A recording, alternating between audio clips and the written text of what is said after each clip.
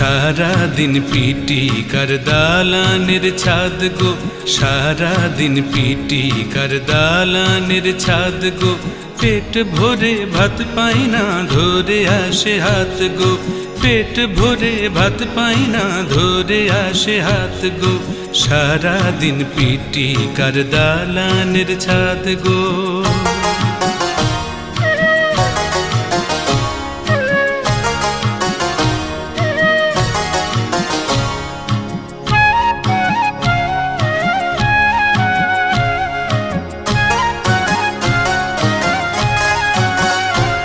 তোর ঘরে আজ কি রান্না হয়েছে?